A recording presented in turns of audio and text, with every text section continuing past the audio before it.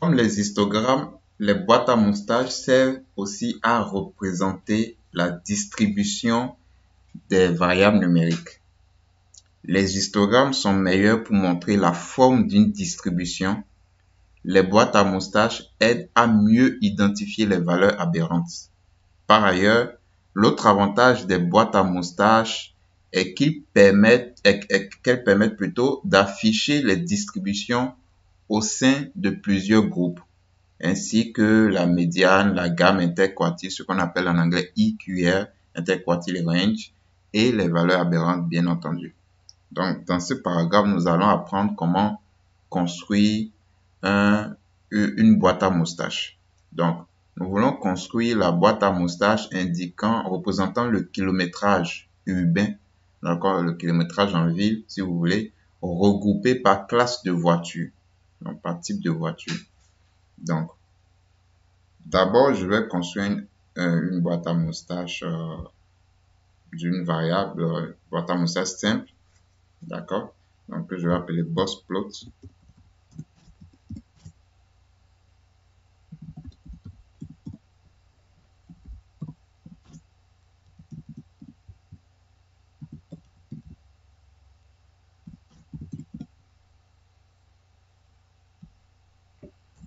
Attention,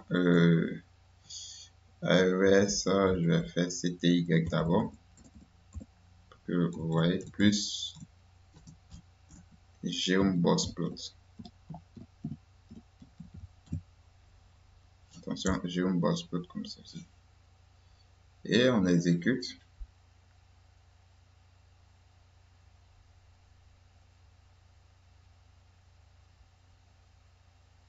Donc, il faut faire afficher l'objet BossPlot. Voilà, voici votre histogramme. D'accord? Et pour le mettre sous forme verticale, vous mettez tout simplement Y égale.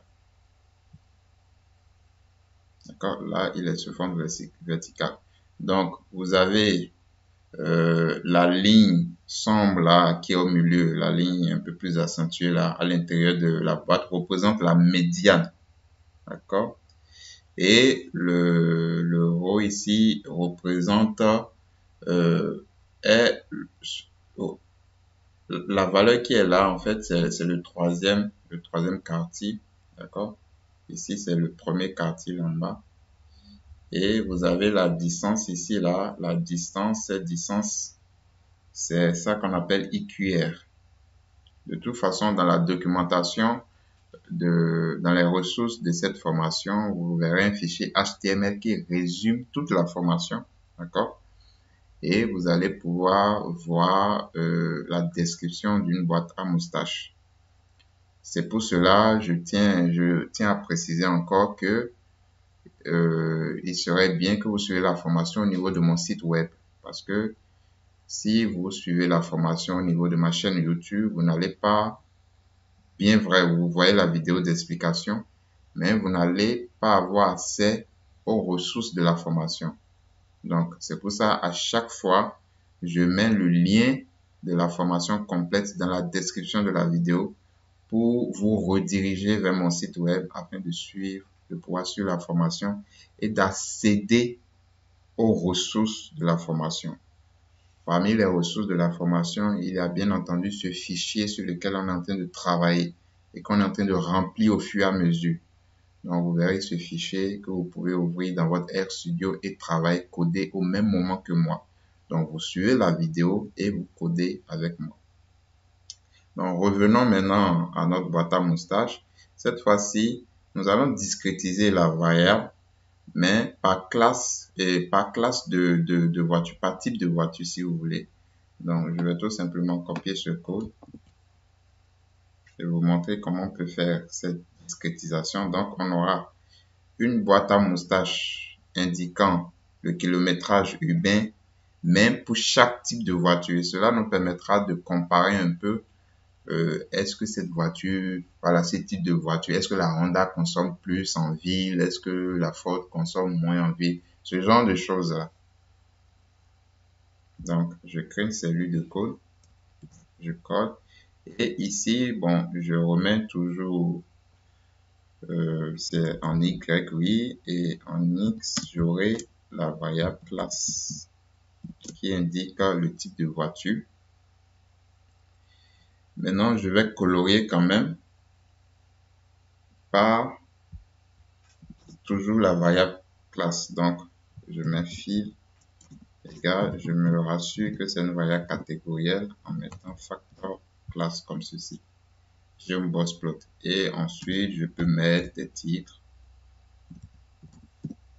Donc, titre, je vais mettre kilométrage urbain regroupé par classe de voiture, ou bien selon le type de voiture. Kilométrage urbain selon le type de voiture. Et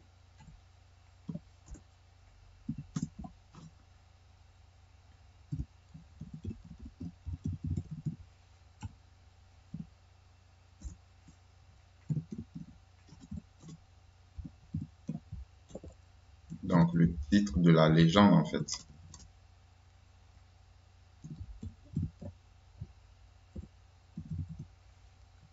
Et voilà, j'ai mon objet boxplot qui a été mis à jour et je peux exécuter maintenant.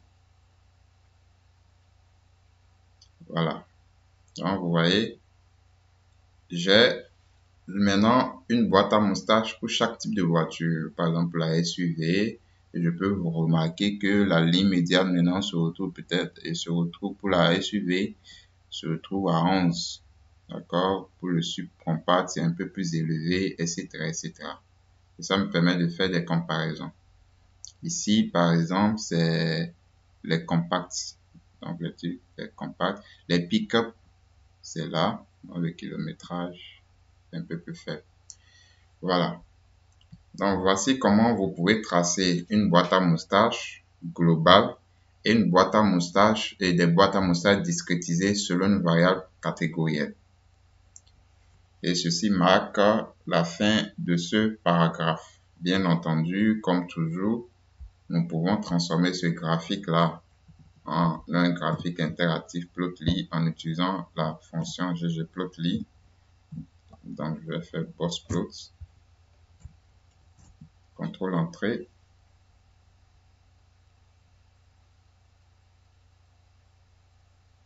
Et voilà. Donc, ce qui est intéressant, regardez, je profite pour vous montrer les différentes parties d'une boîte à moustache. Regardez, lorsque j'amène le curseur sur une boîte à moustache, il me donne toutes les caractéristiques numériques d'une boîte à moustache. Donc, j'ai le minimum, le premier quartile, donc les valeurs, les valeurs, 25% des observations sont inférieures au premier quartile. Et pour le troisième quartile, 75% des observations sont inférieures au troisième quartile.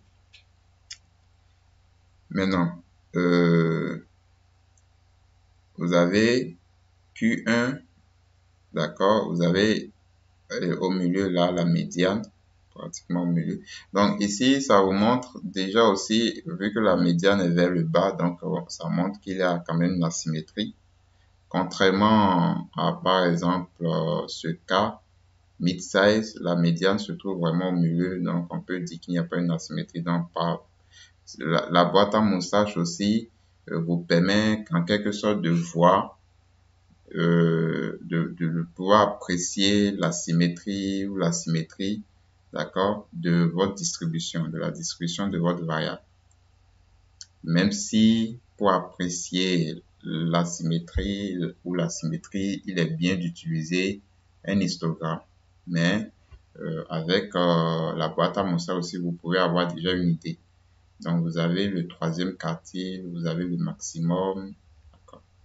Donc, voici et ça vous donne les valeurs, ce qui est intéressant lorsque vous avez un graphique interactif. Donc, voici, nous sommes à la fin de ce paragraphe. Nous allons passer maintenant au paragraphe suivant qui concerne dans le même graphique, on aura un diagramme à points qu'on a vu dans la session précédente et aussi une boîte à moustache, donc un mélange de deux graphiques.